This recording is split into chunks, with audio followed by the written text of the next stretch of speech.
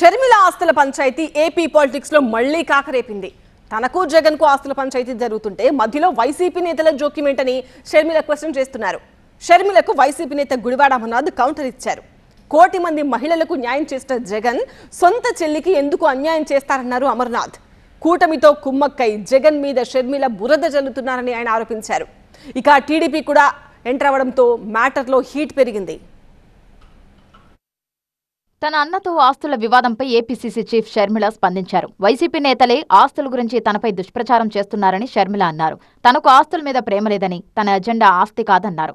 వాస్తవంగా జగన్ ఇంకొకరి ఆస్తి అనుభవిస్తున్నారని, విజయమ్మపై కేసులు వేసి షేర్లు వెనక్కి ఇవ్వాలని కోర్టుకు వెళ్లారన్నారు షర్మిల.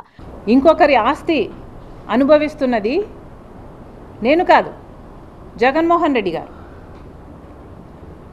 ఆస్తుల మీద నాకు ప్రేమ లేదు. నా పోరాటము ఆస్తుల కోసం కాదు, ఆస్తులు నా అజెండా కూడా కాదు. నిజంగానే ఆస్తులు నా అజెండా అయితే తెలంగాణలో పార్టీ పెట్టేదాన్ని కాదు. అప్పుడే ఇక్కడ ఆంధ్ర రాష్ట్రంలో పార్టీ పెట్టేదాన్ని. ఆస్తుల వివాదంపై లేఖతో విజయమ్మ క్లారిఫికేషన్ ఇచ్చారన్నారు షర్మిల. ఎంఓయూలో సంతకాలు పెట్టింది తాను, జగన్ అయితే వైసీపీ నేతలు ఎందుకు మాట్లాడుతున్నారని షర్మిల ప్రశ్నించారు. పదే పదే ఆస్తుల విషయం మాట్లాడకండి, అసలు తెలియని వారు మాట్లాడడం ఎందుకు అని కూడా విజయమ్మ గారు ప్రశ్నించారు.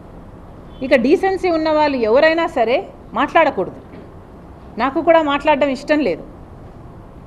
కానీ ఇంకా వైసీపీ వాళ్ళు మాట్లాడుతున్నారు అంటే మొరగడం కుక్కల నైజం అనుకోవాలి. మాట్లాడితే జగన్మోహన్ రెడ్డి గారు మాట్లాడాలి కదా. ఎందుకు ఇతరులతో మాట్లాడిస్తున్నారు అంటే జగన్మోహన్ రెడ్డి గారికి మాట్లాడే దమ్ము లేదనుకోవాలా? వైఎస్ కుటుంబంలో వివాదంపై మాజీ మంత్రి గుడివాడ అమర్నాథ్ స్పందించారు. కోటి మంది మహిళలకు న్యాయం చేసిన జగన్ సొంత చెల్లికి ఎందుకు అన్యాయం చేస్తారని ప్రశ్నించారు. కూటమితో కుమ్మక్కై కాంగ్రెస్ పనిచేస్తోందని, షర్మిల ఆరోపణలపై జగన్ వ్యవహరిస్తున్న తీరుకు, మౌనానికి హ్యాట్స్ ఆఫ్ చెప్పాలన్నారు.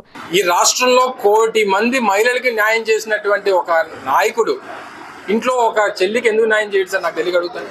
కూటమి రాజకీయ పార్టీలతో పాటు కాంగ్రెస్ పార్టీ కూడా వాళ్ళతో కలిసి పనిచేస్తుందని. జగన్మోహన్ రెడ్డి గారి తాలూకా ఆయన ఈ వ్యవహారంలో వారు వ్యవహరిస్తున్నటువంటి తీరు నిజంగా వారికి హ్యాట్స్ ఆఫ్ చెప్పాలి.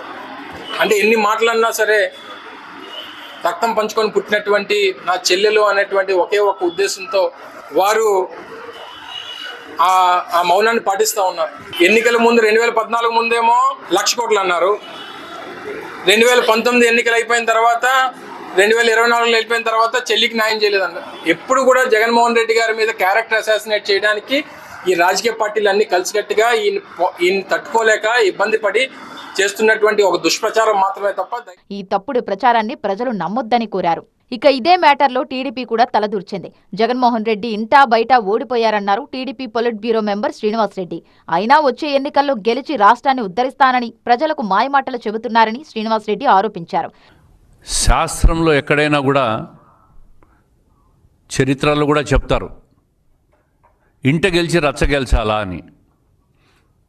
మన మాజీ ముఖ్యమంత్రి జగన్మోహన్ రెడ్డి గారిని చూస్తే ఒకసారి ఇంటా ఓడిపోయాడు, సమాజంలో ఓడిపోయినాడు. ఈయన 2 చోట్ల ఓడిపోయి మళ్ళీ రాష్ట్రాన్ని నేను ఉద్ధరిస్తానని చెప్పి ప్రజలకు మళ్ళా అబద్ధాలతో అధికారంలోకి రావాలని ప్రయత్నం చేస్తూ ఉన్నాడు. షర్మిల ఆస్తుల పంచాయతీ గోలతో ఏపీలో మళ్లీ రాజకీయ కాకరేగింది.